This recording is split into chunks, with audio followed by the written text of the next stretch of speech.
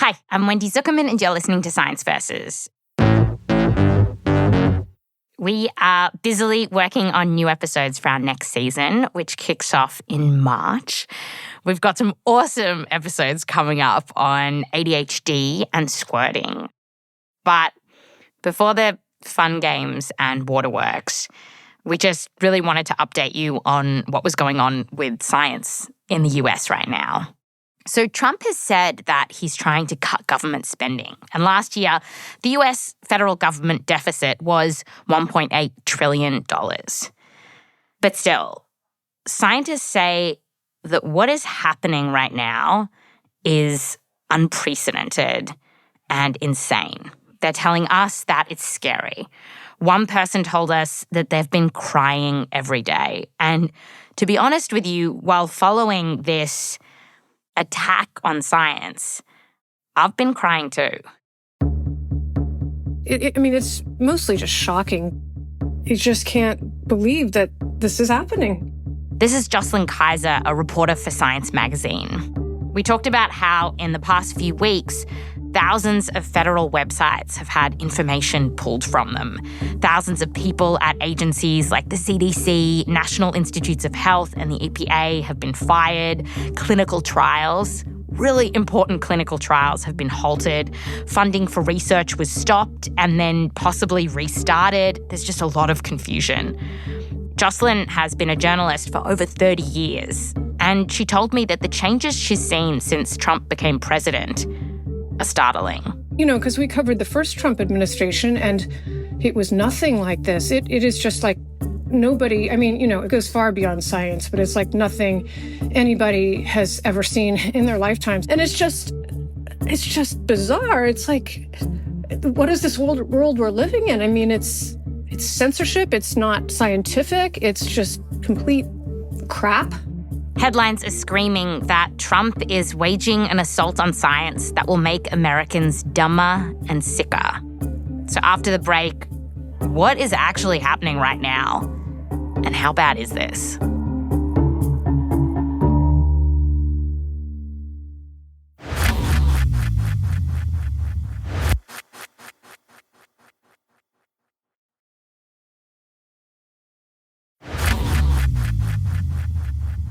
Welcome back. Today on the show, the Trump administration's so-called war on science. I talked about what was happening with Max Kozlov, who's a science journalist at Nature, focusing on biomedical research and US policy. And Nature, if you don't know, is one of the most prestigious science journals in the world. Max and the team at Nature have been tracking what's been going on since Trump became president very closely.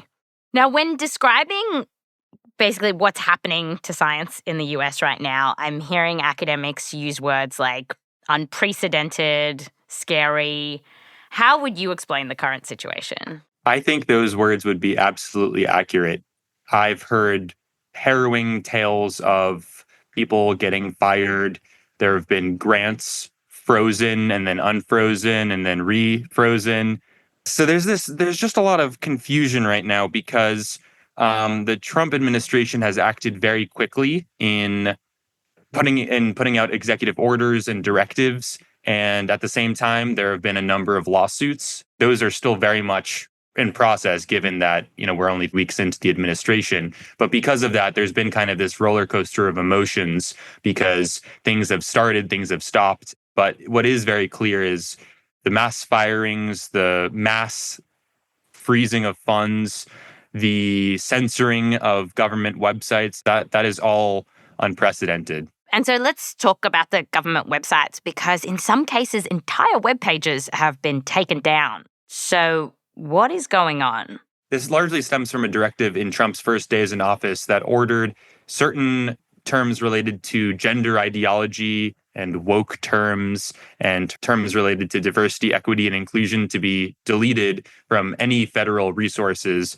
And what has happened is they've taken a very liberal approach to scrubbing anything with Ironically, something liberal. What?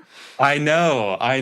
And so it's been very difficult to keep track because it's just been thousands and thousands of websites that all of a sudden link to an error page.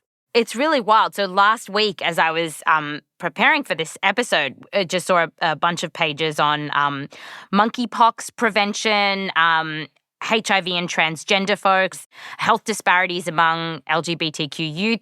They were all offline, but now they're back. Yeah, and I don't know if you noticed, they come with a certain disclaimer on them now, but the disclaimer is pretty wild. Yeah. Do you wanna read it out? Any information on this page promoting gender ideology is extremely inaccurate and disconnected from the immutable biological reality that there are two sexes, male and female. The Trump administration rejects gender ideology and condemns the harms it causes to children by promoting their chemical and surgical mutilation, and to women by depriving them of their dignity, safety, well-being, and opportunities. This page does not reflect biological reality, and therefore the administration and this department rejects it.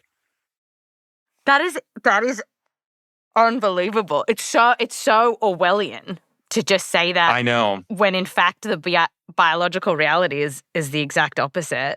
Also on a website about monkeypox vaccines and prevention. This is insane. So I've covered a lot about the monkeypox outbreaks. People might remember in 2022 especially, this is a virus that swept the world, and it's a virus that has largely been endemic in parts of Africa, but now it caused a huge surge of infections all over the world, including in the United States. And with all of this data coming down, not only are entire data sets missing, but also certain classifiers, certain categories of data. For example, data about sexual orientation. And part of the reason that we were able to stop the monkeypox outbreak so quickly in the United States is because we had very detailed data on precisely who was getting infected and which communities it was infecting. We knew quite quickly that it was really the population of men who have sex with men who are at higher risk, and especially those who are HIV positive. And so because of that knowledge, we were able to redirect resources, vaccines, treatments, education materials to those communities. And if you look, you can look up a chart of the infections in the United States of monkeypox in 2022, and you'll see there's this big curve up, and then almost immediately a steep decline down. And with this data getting fragmented and deleted now, it's basically shooting ourselves in the foot for being able to stop future outbreaks, is what I'm hearing from public health officials and researchers. And is data actually being erased, or it's just the websites are being the websites don't work anymore?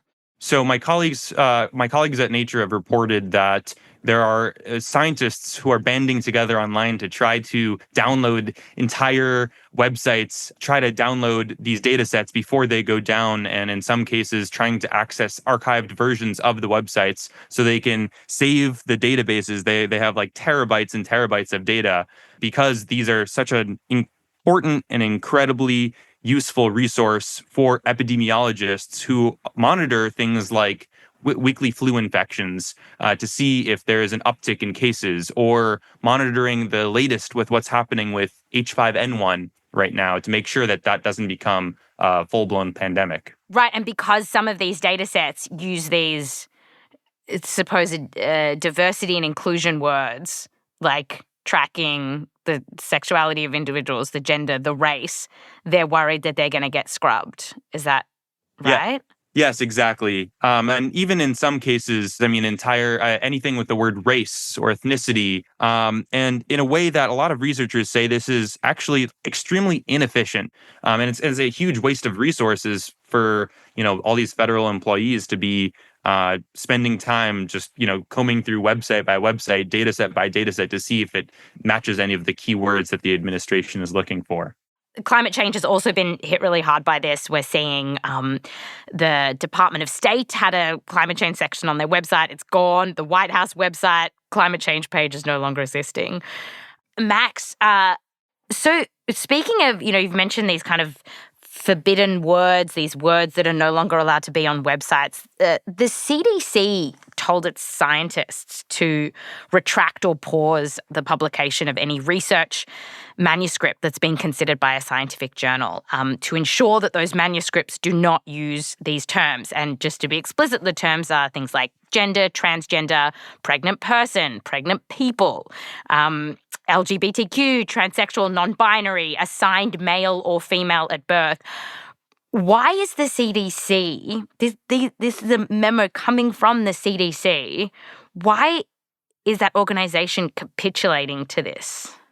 Yeah, I mean, the CDC is a federal agency and it has to listen to federal directives. So that's why you're seeing what you're seeing right now. And I don't think that the researchers at CDC are thrilled with this for the most part. I think a lot of this has been very demoralizing for researchers there who have spent years getting the funding to do this research, to do the research itself, to write up the paper, and then to be told in the final moments as the paper will be live in mere weeks that they can't publish it because it might use one of these words. I think that's extremely demoralizing. You know, I think there's a really a culture of fear that if they don't listen to these directives, they will be fired. And I think it's a difficult decision because so many people at CDC understand how important their jobs are, how many lives of Americans and people around the world depend on what they do. So it's a tough gamble because if you decide to disobey, not only is your paper still might not be published, but then you also might be out of a job.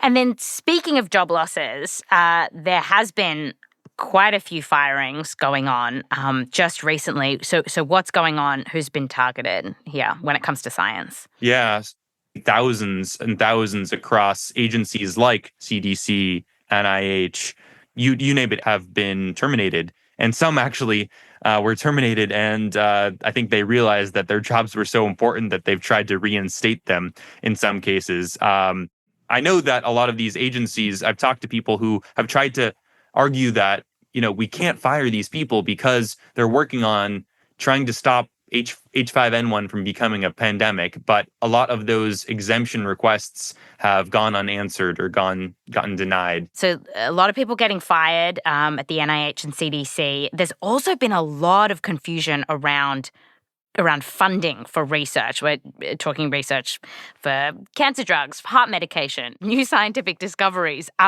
What is going on with the funding? I was speaking to an academic who said at one point they got an email from their university saying, stop all research now. Oh, and then soon after, no, you can keep doing your research.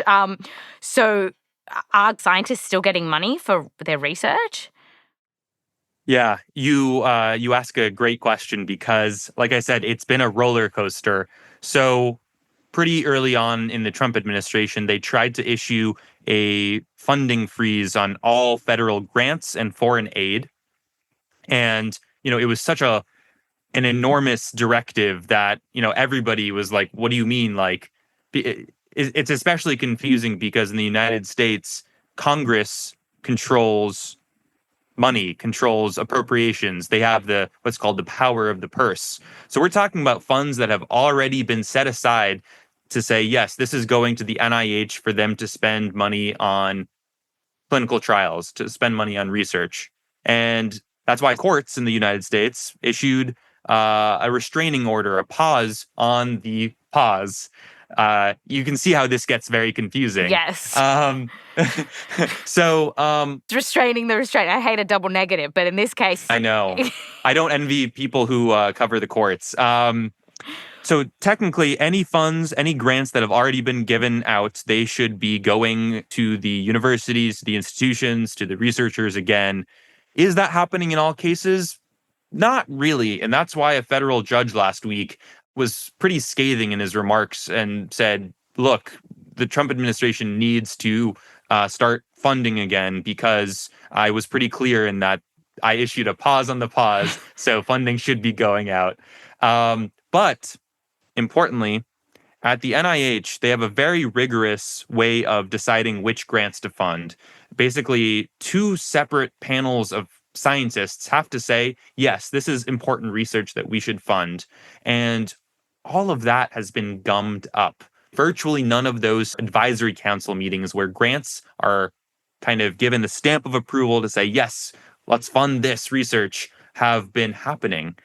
I mean, it's a slightly more boring thing, but essentially But anytime it's this they boring want. stuff. That is how the administration does its work. There's a lot of, I remember the last time Trump was in power, there was a lot of stuff that was hit the news cycle that was really flashy, but a lot of the damage that was done around, immigration and things like that, it was in these really boring things that don't hit the news cycle. So I want you to tell me the boring ways that Trump is stopping science. Yeah, well, let me tell you, I have a lot to tell you then. So Go. basically, there's this whole process.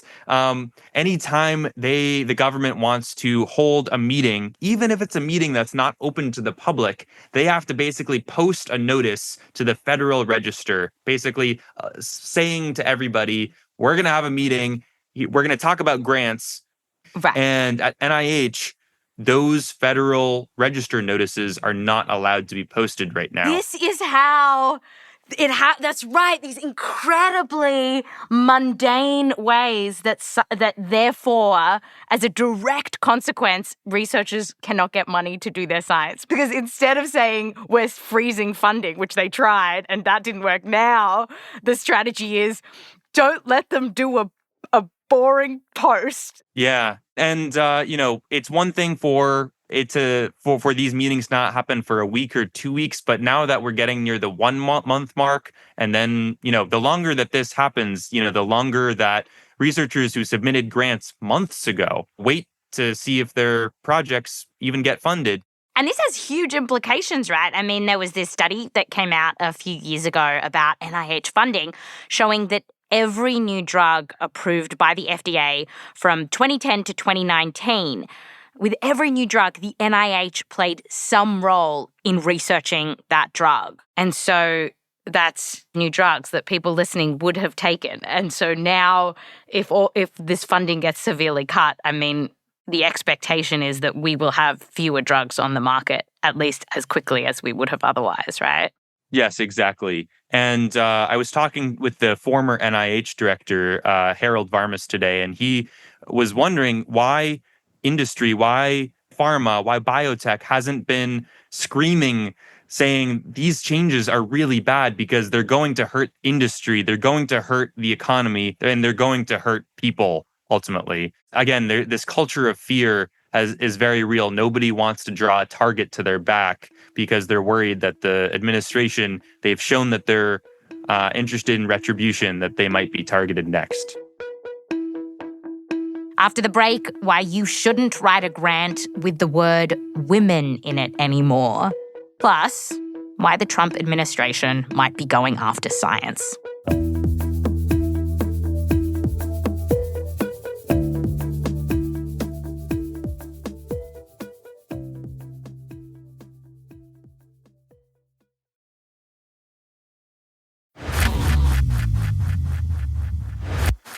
Welcome back. Today on the show, we're talking about the state of science in the US, and it is not looking good. I'm chatting with Max Kozlov, reporter for Nature. So Professor Darby Saxby at the University of Southern California received this list of words from a colleague, and the colleague received funding from the National Science Foundation and received this list directly from the National Science Foundation that basically implies that if you use these particular words, it can automatically cause a grant to be flagged, maybe pulled. And this list includes words like women, female, activism, Black and Latinx, even systemic, trauma, biased.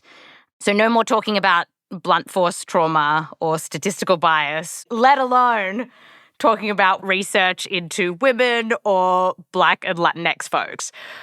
So what is going on with this list? What do we know? Basically, NSF staff are going through all of the existing grants and looking for examples of these words being used. And they're scouring, tens of thousands of grants. And it's still unclear exactly what they want to do with them. Proposed actions were either modifying the grants so that, these words are removed, or potentially in some cases, maybe if they have many of these different flags, archiving or removing the funding altogether.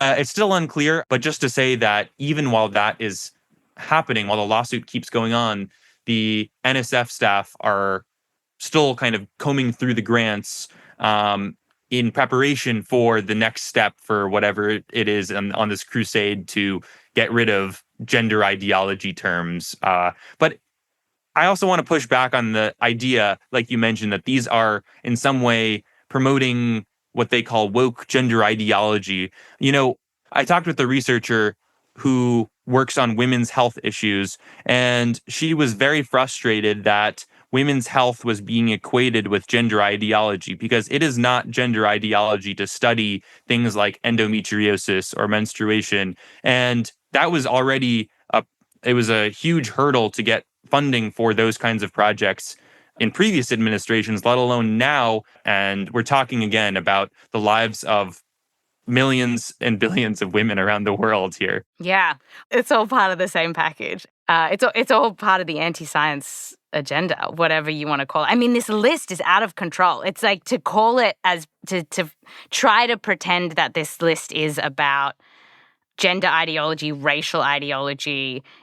I mean, it's really just a list that makes many branches of science difficult to function. Yeah, and that's exactly what I've been I've been hearing from just so many postdocs who, are like, shoot, like I used one of these words in my grant application. They don't know what's next for them, and in some cases, they had their funding pulled in this whole roller coaster. So just everybody just has no idea what's coming next. What is great though is that people with vaginas is still allowed. I know. Just putting that out there, which actually might be more accurate to what some of the people are researching. So yeah. People with vaginas, still okay, apparently, for now.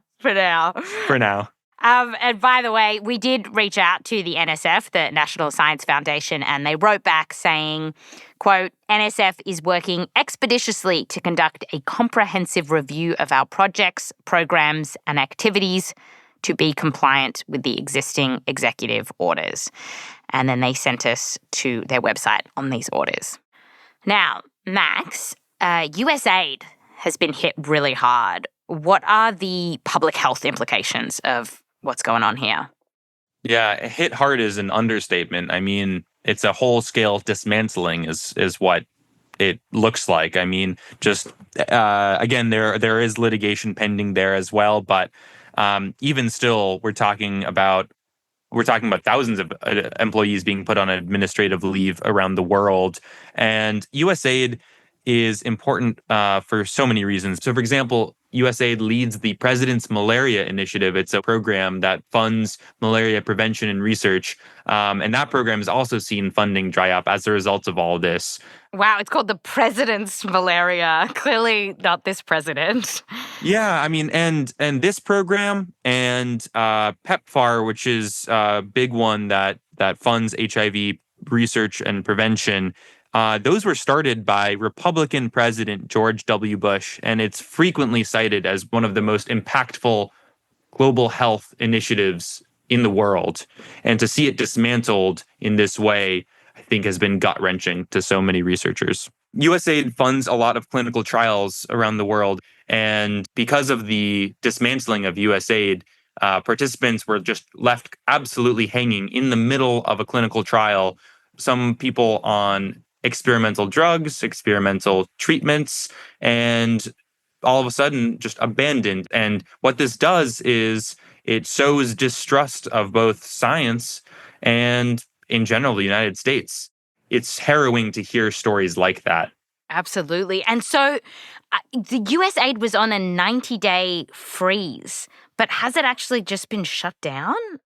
It's still unclear what will become of USAID. Again, there's litigation pending, but it's not a mystery what the Trump administration is trying to do with USAID. I believe Elon Musk tweeted that it's time to get rid of it.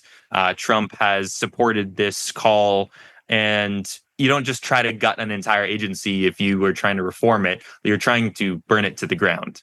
And now that RFK Jr. has been confirmed as the Secretary of the Department of Health and Human Services. This is someone who's rejected the science on vaccines, among many other things.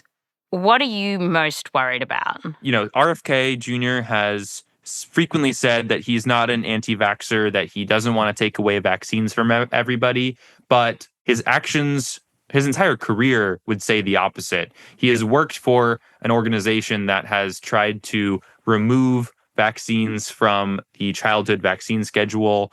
And, a lot of people are worried that RFK Jr. has a tremendous amount of power. And one of the important things that come with the responsibility is overseeing a key scientific advisory committee called ACIP that makes recommendations as to what should be on the childhood vaccine schedule, what the flu vaccine composition looks like, the COVID vaccine composition, all of it.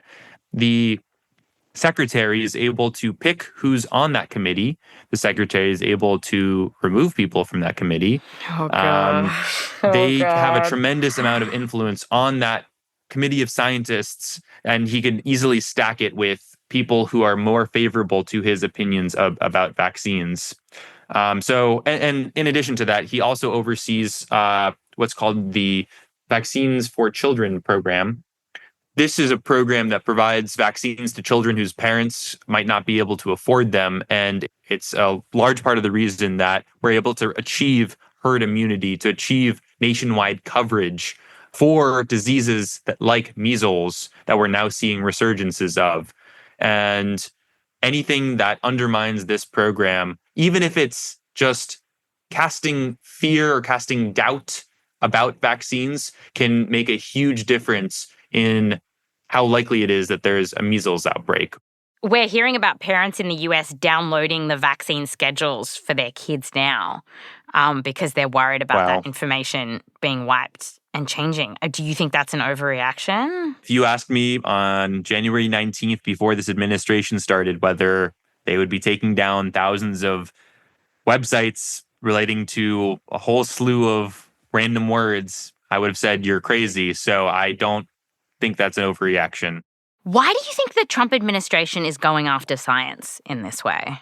Is this all just about saving money? I think that's a great question. I think that saving money is the most logical thing I can think of, but this fundamental research pays dividends in a big way in industry, in drugs that are brought to market. It's absolutely essential to the pharmaceutical industry for this research to be going on. I think people have all kinds of criticisms about how the NIH could be reformed, how we could be more effectively spending our research money. But what we've seen here is not what they would consider a good faith effort to try to reform the system. This is a dismantling of the system. You don't just stop funding projects, gum up the entire funding process if you're trying to reform it.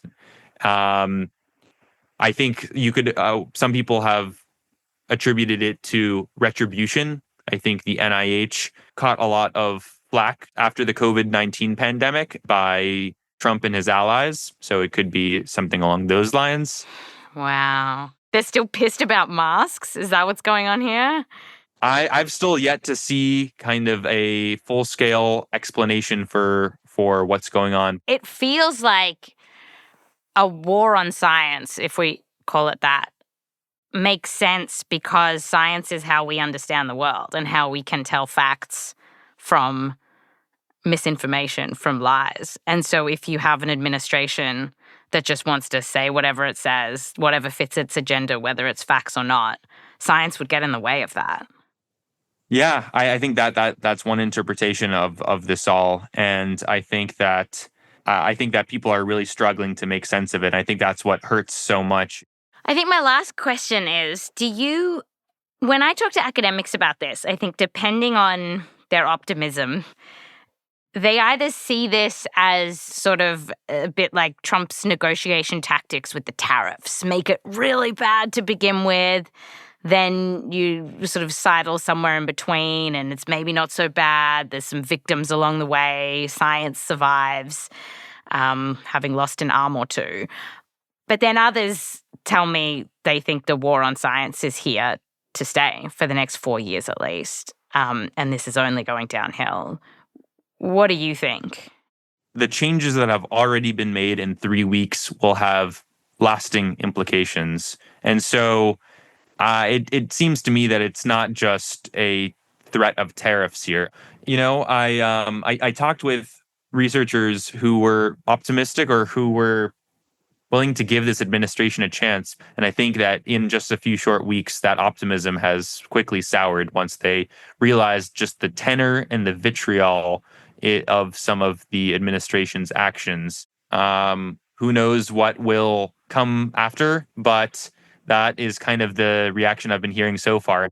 You got any good jokes? Oh man, good jokes. Oh, I need a good one. My God, it's I live in Washington D.C. and it's been particularly difficult. I know it's kind of maybe folks don't care about the bureaucrats in Washington D.C., but this is a whole scale dismantling of the scientific research enterprise, and I think that people in whether you're in a blue state, a red state, or you're living in another country, I think it'll be felt around the world, the impacts here.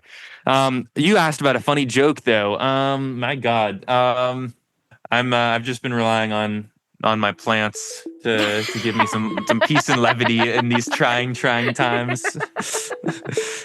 They're trying their hardest, but, There's only so much they can do. That's right. Yeah. Thanks so much, Max. Thanks for your time and your work. Yeah, of course. Thank you. That was Max Kozlov, reporter at Nature. We reached out to the White House, the Health and Human Services Department, the NIH, and the CDC for comment, but we didn't hear back by the time we published this episode. And Science Versus will be back in your ears in March. And we'll be using a lot of those forbidden words, I promise. I'm Wendy Zukerman. Back to you next time.